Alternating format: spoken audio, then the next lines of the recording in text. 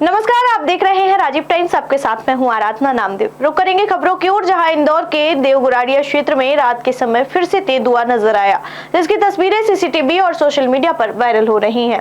आपको बता दें कि रात के समय फिर से तेंदुआ नजर आने से क्षेत्र के रहवासियों में डर का माहौल बना हुआ है।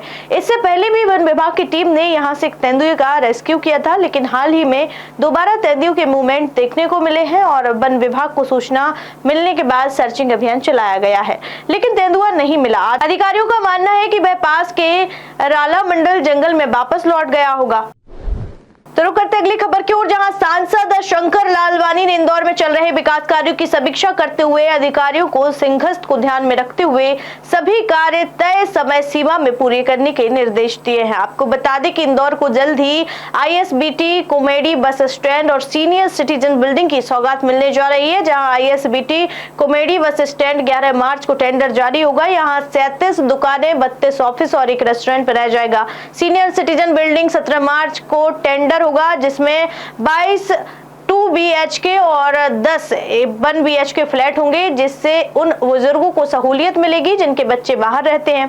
बैठक में शहर के ट्रैफिक प्लान, केबल कार योजना, MR10 और MR12 परियोजनाओं की भी समीक्षा की गई। सांसद ने जोर देकर कहा कि सिंहस्थ से पहले यह सभी कार्य पूरे होने चाहिए। हाल ही में जो प्रोजेक्ट लगभग पूरे हो गए हैं और जो वर्किंग में भी हैं, उसको लेकर समीक्षा की गई।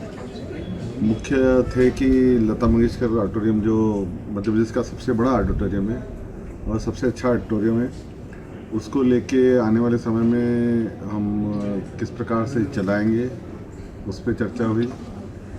और इसके साथ साथ आईएसबीटी जो है, आईएसबीटी बन के तैयार हुआ है।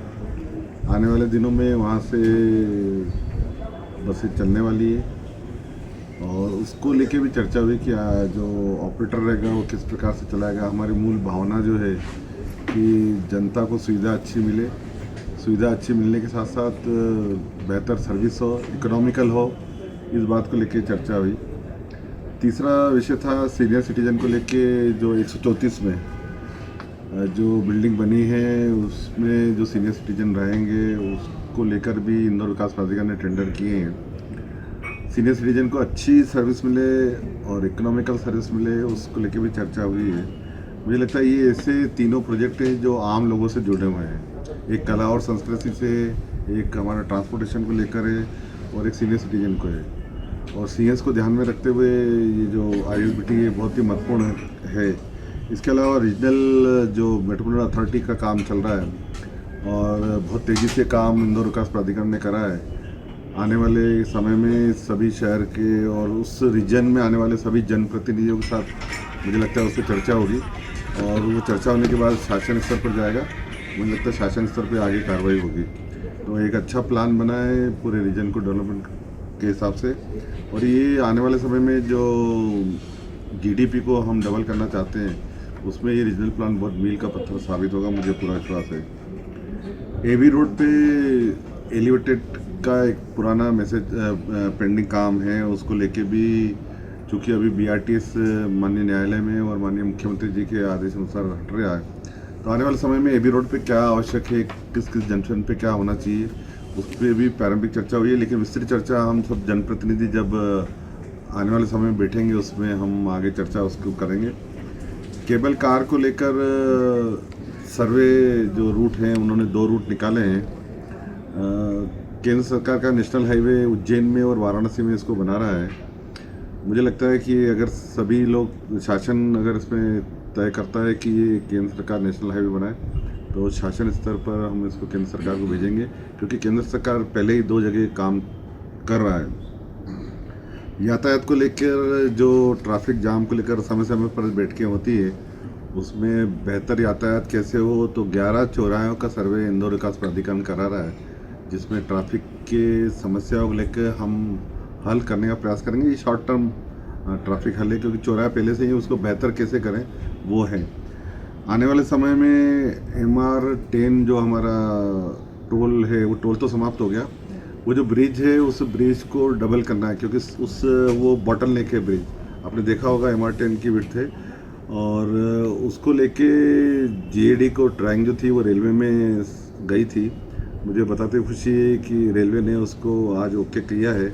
इसके साथ साथ MR12 की भी जो ब्रिज है जो इंदौर विकास प्राधिकरण बनाने वाला है भविष्य में, उसको लेकर भी ड्राइंग GAD को उन्होंने ओके।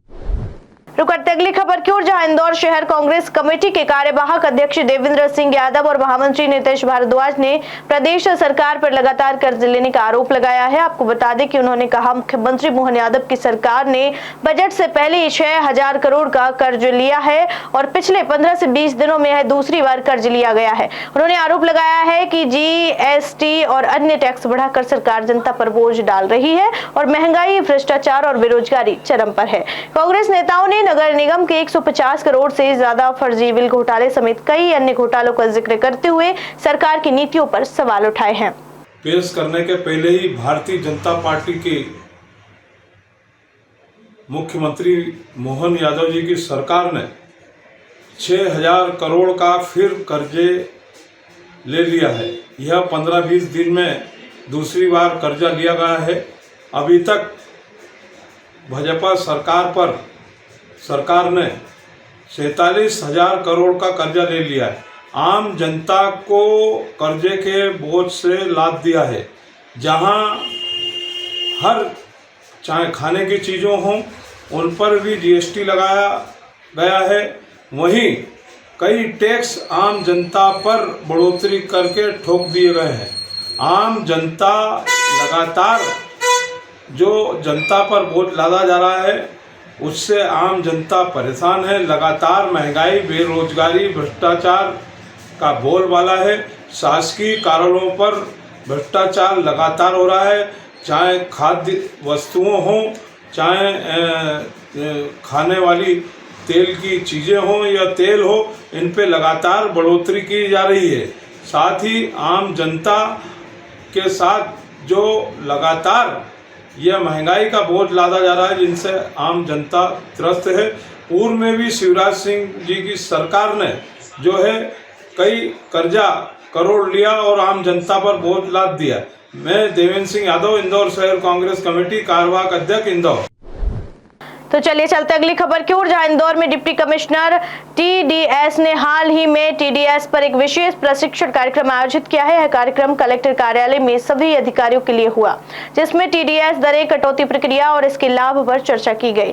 TDS जब कमाओ तब कर दो के सिद्धांत पर काम करता है और इससे सरकार को नियमित राजस्व प्राप्त होता है। हमारे DDOs और जो अधिकारी हैं उनको आयकर की स्रोत में कटौती के बारे में आगाह मतलब बताने के लिए और अलर्ट करने के लिए ये कार्यक्रम किया गया है। ये पूरे देश में इस प्रकार के कार्यक्रम TDS विभाग करता जाता है और उसी कार्यक्रम में आज इंदौर ट्रेजरी के अंडर में जो अधिकारी आ रहे हैं उनको कवर करने के लिए यहाँ किया गया है। इसके अलावा हमने अन्य अधिकारियों को भी कवर किया हुआ है पिछले कुछ समय में, जैसे पंचायत CEO, जिला पंचायत, जनपद पंचायत, यहाँ पे भी इस तरह के कार्यक्रम किए गए हैं जिससे कि आयकर पर कटौती की जो स्रोत पे कटौती है उसके बारे में लोगों को आगाह किया जाए और बताया जाए, उनको एजुकेट किया जाए कि उनको किस तरह से करना है। किस प्रकार से हम ये प्रोग्राम कर रहे हैं यहाँ पर आज? इस प्रकार आज का जो कार्यक्रम किया है वो ट्रेजरी के थ्रू ऑर्गेनाइज हुआ है और इंदौर ट्रेजरी के अंडर में जितने भी आहरण संवितरण अधिकारी आते हैं वो लोगों को यहाँ पे इनवाइट किया है। और ये कार्यक्रम मैंने यानी कि मैं deputy commissioner income tax Biju Thomas, मेरे साथ मेरे जॉइंट कमिश्नर जो मेरे सीनियर थे Kailash Ghatia advocate and tax consultant, मेरे द्वारा आयकर से संबंधित प्रावधानों के लिए सेमिनार का आयोजन किया गया है। कौन कौन इस आयोजन में शामिल हुए हैं? आयोजन में शामिल हुए treasury officer Monika Katare madam. इस प्रोग्राम का करने का क्या है उद्देश्य? इस प्रोग्राम करने का उद्देश्य ये था कि सरकारी डिपार्टमेंट से TDS, इनकम टैक्स TDS और GST TDS सही ढंग से कटे, कोई गलती न हो, इस संबंध में सेमिनार का आयोजन किया गया है।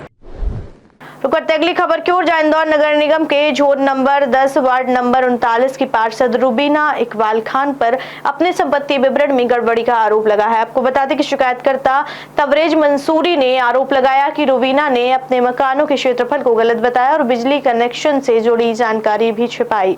इस मामले में संभाग आयुक्त ने उन्हें नोटिस जारी कर 10 मार्च को तलब किया है। यह मामला मध्य प्रदेश नगर पालिका निगम अधिनियम 1956 के तहत दर्ज किया गया है।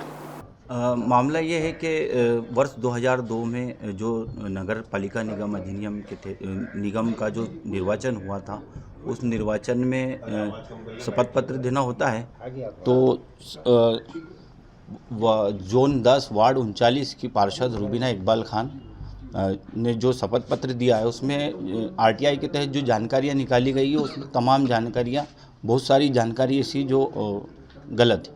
क्या क्या जानकारी गलत है? उसमें जो भवन संपत्ति, उनकी जो संपत्तियों की जानकारी है, वो संपत्तियां में बहुत भारी अनियमितता पाई गई है। तो उसी के तहत हमने आवेदन किया है। क्षेत्रफल में बहुत सारी गड़बड़ियां हैं, डोमेस्टिक वगैरह, मीटर, कमर्शियल, रेसिडेंशियल, बहुत सारे मामले उसमें तमाम चीज़ें आवेदन में बता दी गई। ये मामला हमारे सामने अभी आया है, तो अभी आरटीआई अभी लगा के अभी जानकारी ली है और संभागायुक्त के अभी एक शिकायत की थी एक 22 हारून कॉलोनी भवन की, तो उसमें 5 गुना पेनल्टी के साथ कार्रवाई की गई है नगर निगम द्वारा। उसकी प्रतिलिपि भी मेरे पास है। 1,20,000 के आसपास पेनल्टी की गई है उनके मकान पर। तो रुक करते अगली खबर की ओर, जहां इंदौर नगर निगम के राजस्व प्रभारी निरंजन सिंह चौहान ने महापौर पुष्यमित्र भार्गव को पत्र लिखकर हनी सिंह के शो पर रोक लगाने की सिफारिश की है। आपको बता दें कि उन्होंने कहा आयोजकों को मनोरंजन करने का पूरा भुगतान करना होगा, वरना शो की अनुमति नहीं दी जाएगी। महापौर ने पुलिस आयुक्त से कहा कि जब तक निगम की एनओसी नहीं मिलेगी तब तक अनुमति न दी जाए। फायर एनओसी में भी नहीं दी जाएगी और पूर्व में दिलजीत दोसांझ के शो में भी कर पूरा जमा नहीं हुआ था, जिससे नगर निगम को नुकसान हुआ है। अब देखना होगा कि हनी सिंह का कार्यक्रम होगा या नहीं, क्योंकि निगम इस बार सख्त रुख अपनाए हुए है।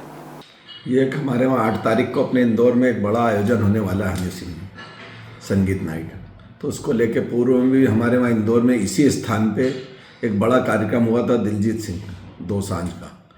उसको लेके भी उस समय हमारे वहाँ जो पत्राचार और सब उनसे संपर्क करा, उन्होंने हमारा मनोरंजन कर जो रहता है, जो शासन द्वारा हमारे को कि जो भी जितनी बिक्री होती टिकट पे उसका 10% मनोरंजन कर नगर निगम को लेना रहता है। बाकी उनने आजकल करते हुए टिकट की बिक्री भी कर ली, हमें विश्वास में रख के हमारे अधिकारियों को कार्यक्रम भी कर लिया।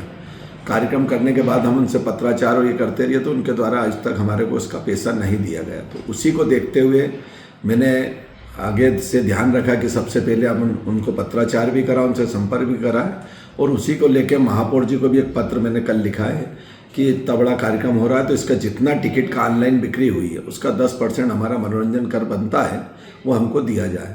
तो हम इसीलिए कि कार्यक्रम होने के पहले हमारा पैसा दें, जैसा महापौर जी से मैंने किया। महापौर जी ने उसी पत्र के आधार पे कलेक्टर को भी, कमिश्नर को भी और सभी लोगों को पत्र भी लिखा और किया, बात भी की है कि ये कार्यक्रम की एनओसी जब भी दी जाए जब हमारा नगर निगम का पहले पैसा दिया जाए।